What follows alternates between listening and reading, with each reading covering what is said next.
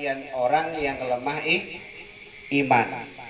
Ya, mereka menganggap malam tahun baru pergantian tahun ini adalah sebuah kesenangan. Tapi bagi ahli iman ya seperti kita ini, semoga antum semua ini selalu dikuatkan imannya oleh Allah Subhanahu wa taala. Bagi antum tahun baru Masehi itu adalah hari-hari biasa seperti hari-hari sebelumnya. Kita yang merasa umat Nabi Muhammad Shallallahu Alaihi Wasallam, ya, yang mengaku kita itu hambanya Allah Subhanahu wa taala, nggak mau maksiat kepadanya, maka kita jangan sampai mengagungkan, ya, jangan sampai kita itu mengagungkan sesuatu yang sama sekali tidak dilihat oleh Allah Subhanahu wa taala. Ya, pada Sabtu yang lalu kita sedikit menyampaikan kepada antum, tahun baru Masehi itu boleh dirayakan dengan syarat agamanya itu bukan Islam. Yang namanya Mekel silahkan merayakan. Di sini ada yang namanya Mekel? Ada kan? Yang namanya John silahkan merayakan tahun baru Masehi. Yang namanya Jackson silahkan merayakan tahun baru Masehi.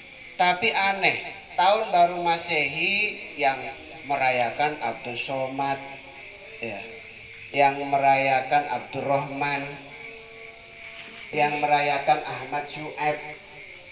Ini kan nama-nama umat Islam, tapi mereka kok sampai terjerumus. Sehingga cerdasnya para ulama, daripada anak-anak muda itu hilang, ya, hilang tanpa arah.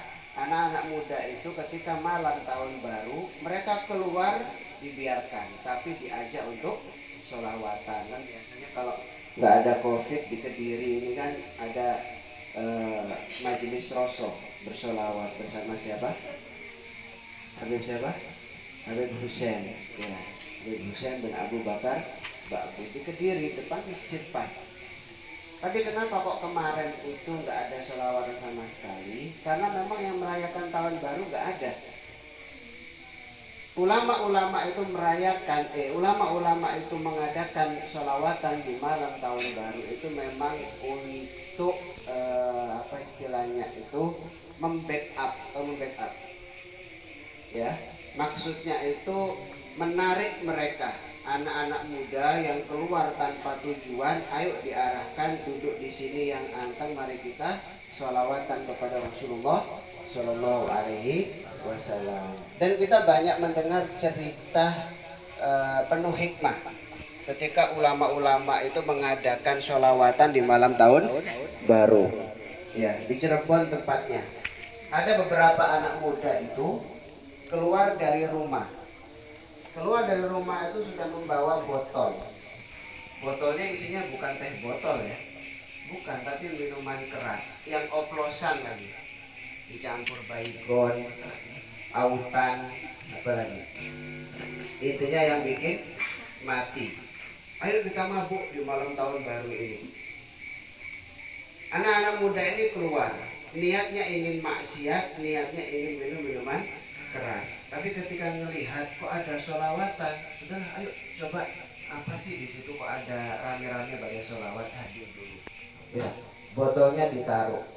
Ketika hadir sholawatan, mereka menikmati sholawat tersebut. Kemudian ceramahnya juga bagus.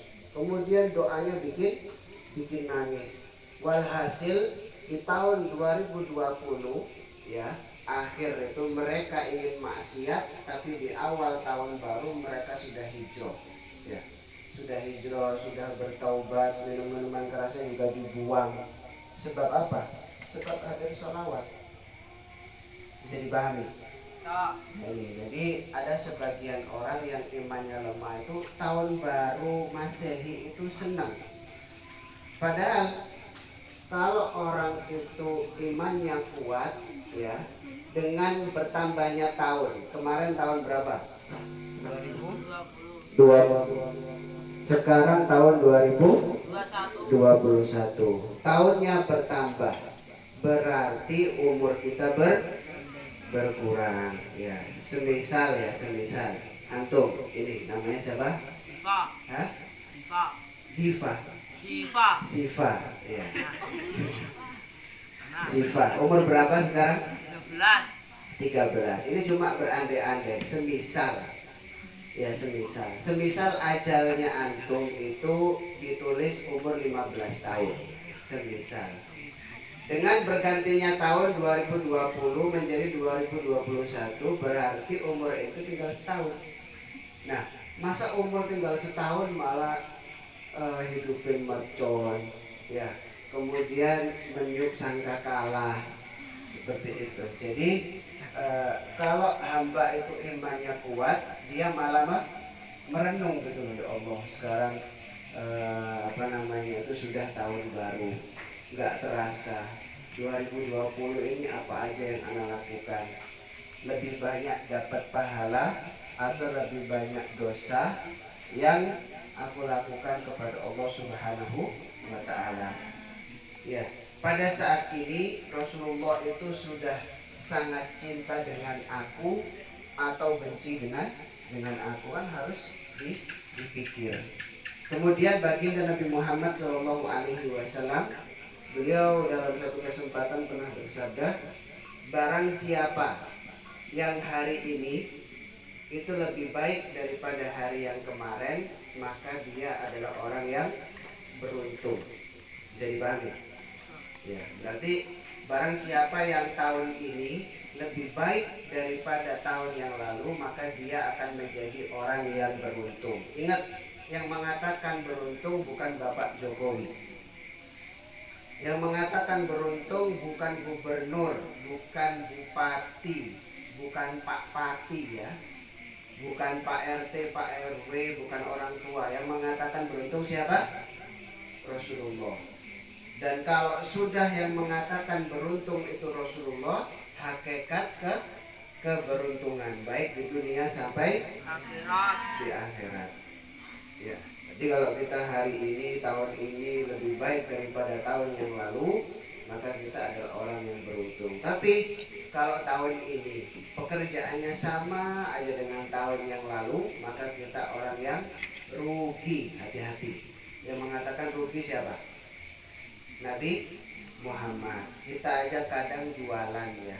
Kita misalnya jualan gorengan. Modalnya itu 50.000.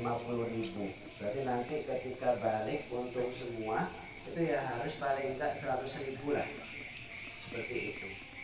Tapi ketika kita mau jualan gorengan ya, di depan mana itu ketika di pom kita kebelet kunci. Kita tinggal gorengannya kamar mandi, masa mau dibawa ke kamar mandi kan nggak mungkin ya, kita tinggal di luar. Setelah dari kamar mandi kita melihat gorengannya hilang ya, kan rugi. Wong kita kadang urusan berdagang rugi aja kita menyesal, bahkan bisa sampai nangis ya, nangis kenapa kok rugi, apa salahku, biasanya seperti itu. Ini bukan urusan dagang, tapi ini lebih jauh ke urusan akhirat. Kata Nabi Muhammad, barang siapa yang hari ini, ya, bulan ini, tahun ini sama aja seperti yang sebelum-sebelumnya, nggak ada perkembangan, ya, nggak ada perbaikan akhlak, maka dia adalah orang yang rugi. Yang mengatakan rugi Nabi Muhammad, berarti hakikat kerugian baik di dunia sampai di akhirat. Na'udzubillah min. Lebih parah lagi, jangan sampai antum menjadi golongan yang ketiga. Apa itu? Barang siapa yang hari ini, bulan ini, tahun ini itu lebih jelek daripada tahun yang lalu, maka dia orang yang dilaknat, terlaknat. Yang mengatakan seperti itu Nabi Muhammad Shallallahu Alaihi Wasallam. Jadi hati-hati, ya, hati-hati. Sekarang sudah berganti tahun, ya. Kemudian juga jangan kita mengikuti orang-orang yang lemah iman dengan terlalu senang tahun baru, jangan. Tapi kita lebih merayakan tahun baru ini dengan introspeksi diri. Ya, jangan sampai hal-hal yang jelek di tahun 2020 itu terjadi lagi di tahun 2021.